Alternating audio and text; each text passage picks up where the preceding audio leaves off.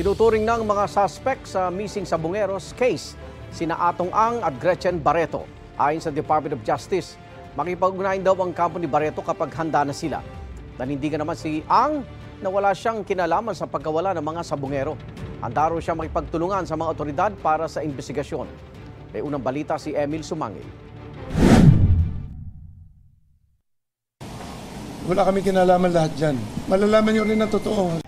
Mariin ang pagtanggi ng negosyanteng si Charlie Atong Ang na may kinalaman siya sa kaso ng mga nawawalang Sabongero. Nagtungo siya sa Mandaluyong Prosecutor's Office at naghain ng reklamo laban kay alias Totoy na si Julie Dondon Patidongan at isang Alan Bantiles o Mr. Brown. Si Patidongan ang nagpangalan kay Ang at sa dalawang iba pa bilang mastermind umano sa pagkawala ng mga Sabongero. We're very confident because it's all about the truth. We filed 5 cases. Ano pong cases yun, ma'am? Robbery, grave threats, grave coercion, slander, and incriminating innocent people. Lahat ng grupo namin, mga desenteng tao yan. Ang hilig lang namin, sabong lang. Tingnan nyo pagkatao niya, pagkatao ko, pagkatao namin lahat. Wala naman kami history na pumapatay ng tao. Itinanggi rin ni ang alegasyon ni Patidongan na sinubukan niya itong suhulan ng 300 million pesos. Ayon sa kanya at iba pa nilang tauhan, si Patidongan anya ang humingi ng 300 million pesos nang mag-usap ito at abogadong si Attorney Carol Cruz sa isang hotel nitong June 12. Sabi ni Cruz, ito ang dahilan kaya sila naganda ng affidavit of recantation. Sabihin daw para makonbinsi ko siya na magbigay na lang ng 300. Kung may discount man, bahala na silang mag-usap. Kung 30 million, bahala sila. Para wala silang dalawa na mag-uusap, subject to their mutual terms. I was requested by Mr. Brown to draft the affidavit of recantation, which I did. And pinadala ko sa kanya on June 21. Ayon kay Ang, nanghingi ito kahit nagbigay na siya ng 12 million pesos na campaign fund para sa mayoral race ni Patidongan noong eleksyon. Ang punot dulo talaga nito, pera. Hinihingan ako ng 300 million para ibigay daw, para wag daw ko idamay doon sa kaso nila. Kasi sila ang may kaso, hindi naman ako eh. Sinabi sa akin ni Brown, para maayos daw yan, bigyan ko ng 300 million. Kaya namura ko, doon nagsimula. As early as February, bago siya mag-file, bago siya gumawa ng affidavit. May mga may telephone call kami dito eh. Actually, mapapatunayan ko sa inyo yan in the future. Hindi lang anya siya ang hininga ng matalo si Patidongan nitong eleksyon. Ang grupo namin, lahat tinatawagan nila isa-isa, nag-extort eh. Akala yata niya, pagkatapos yung magsalita na kung ano-ano kalokohan, pwede na lang siyang biglang aalis pag nakuha niya ang pera eh. Yun ang problema eh. Lahat tinatawagan, si Gretchen, tinatawagan, sinasama na si Gretchen, humihingi nung time na humihingi ng pangkampanya yung asawa, tapos tinawagan din ni Brown, kinausap din ni Dondon, tapos humihingi ng papanganganak. Aligasyon ngayon ni Atong Ang may nadiskubre siyang plano raw ng grupo ni Patidongan. Kasi nasa paligid ko mga tao niya eh. Noong time na nagtitiwala ako sa kanya. Kapatid. Ngayon, ang napag-usapan doon, kikidnapin ako, matutubos ako, saka papatayin ako. Doon, mag-isip ka doon. Kung ano man ang mga, huwag ka na magsinungaling. Tinuri kita parang anak ko eh. Hindi ko alam na ganyan kakasama. Pati ako, papatayin mo pa, kikidnapin mo pa ako. Kailangan ko ng proteksyon na ng sarili ko na. Tsaka ang grupo namin kawawa na kami masyado. Sabi pa ng kampo ni Ang, hindi kwalifikadong maging state witness si Patidongan dahil ito umano ang may pinakamabigat na partisipasyon sa kaso. Questionable rin daw ang pagkatao nito. Kita pa namin sa due diligence namin na noong January 2020, merong nag-file ng information for frustrated murder. Ito, against yung whistleblower na yan, sa RTC Morong Rizal. Meron pa siyang charge for murder and multiple frustrated murder in Taytay Rizal, final noong March 2019. Nakita rin namin na noong July 2019, ang Metrobank mismo, Metropolitan Bank and Trust Company mismo, ang nag-file ng isang kaso for robbery. Robbery with threat and intimidation, physical injuries, and grave threats. So tingnan natin, credible ba itong whistleblower na to? Nandito pa kami para ilabas ang katotohanan because baka mag-follow ng false leads ang SOJ. Wala na namang mangyayari sa kasong to. Nagbigay rin ng mensahe si Atong Ang sa pamilya ng mga nawawalang sabungero. Malalaman nyo rin na totoo. Siguro sa pag-iimbesti niya, may lalabas na totoo dyan. Wala kami kinalaman lahat dyan.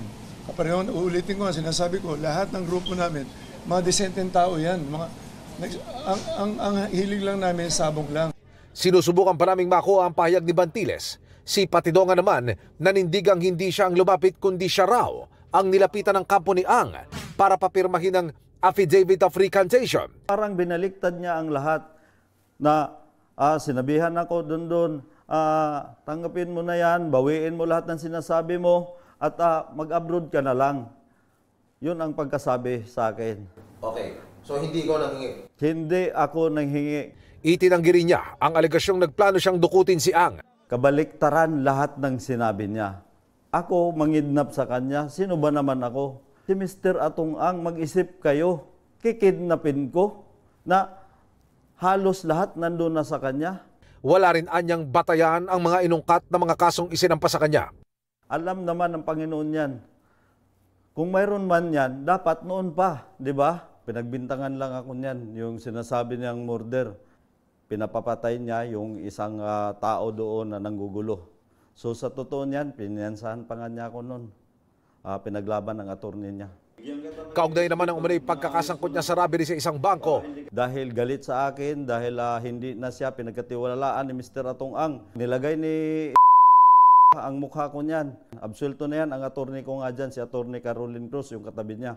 Giit ni Patidongan, kung meron daw dapat na managot sa pagkawala, halimbawa na lang ng 6 na sabungero sa Manila Arena, si Ang daw dapat iyon.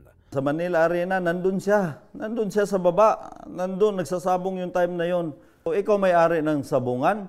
Alam mo na si Dundon Patidongan ay inutusan ninyo na kunin yung tao sa taas, i-turn over dun sa mga pulis. Paano ako maging guilty dun? Ayon kay Patidongan, hindi siya kundi kamag-anak ni ang isaan niya sa 6 na gwardyang kinasuhan sa pagkawala ng mga sabungero sa Manila Arena. Pero kinausap umano siya ni Ang para saluhin ang kaso. Kiusap siya sa akin, Don, total marunong ka naman sumagot, kayo na lang, palit na lang kayo. Kasi ito battery na lang ang gumagana dito, yung may opera na yan. Sumunod lang daw siya sa utos pero iniwan umano siya ni Ang. Yung nangyari sa akin, nahuli kami. Siyang may utak nun eh. Pasalamat ako na nadampot ko yung anak ko. Kung hindi ko nadampot, kwento na lang sana si Dundon Patidongan. Itinuring ko siyang magulang, pero hindi ko matanggap na yung patayin niya buong pamilya ko. Hinihinga namin ng reaksyon si Ang sa mga sinabi ni Patidongan. Ang Department of Justice, inihahanda na ang reklamo laban kay Atong Ang at kay Gretchen Barreto na idinawit din ni Patidongan sa kaso. Mapapasama sila. Kasi nga, pinangalanan sila, then we will have to include them as suspects. So how soon daw po ma-file ng formal case si Atong at si Gretchen Barreto, given na napangalanan na po sila? Sooner than later. It will happen. I-evaluate yan ng fiscals, ang ating group of fiscals who will be assigned to evaluate all the evidence so that we will know what cases to file properly. Sa isang text message, sinabi ng abogado ni Ang na si Attorney Lorna Kapunan na dati nang itinatanggi ng kanyang kliyente na may kinalaman ito sa mga nawawalang sabungero. Ayon pa kay Kapunan, hindi rin daw isang criminal o mastermind si Ang. Handa raw itong humarap sa investigasyon para malaman ang mga tunay na salarin at mabigyan ng closure ang mga pamilya ng biktima. Sabi naman ni Barreto sa GMA Integrated News, makikipag-ugnayan siya kapag handa na siya at ang kanyang kampo. Ayon naman sa National Police Commissioner NAPOLCOM, matapos mag-imbestiga, ay meron na raw silang listahan ng mga pulis na idinadawit ni Patidongan. Ipapatawag daw sila para humarap sa administrative investigation. Hindi kami bulag. Alam namin kung saan patungo ang investigasyon.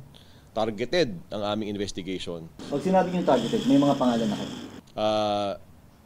I will not lie to you. We know the names. However, I cannot disclose it to you as of now. Ito ang unang balita. Emil Sumangil para sa GMA Integrated News. Igan, mauna ka sa mga balita, mag-subscribe na sa GMA Integrated News sa YouTube para sa iba't ibang ulat sa ating bansa.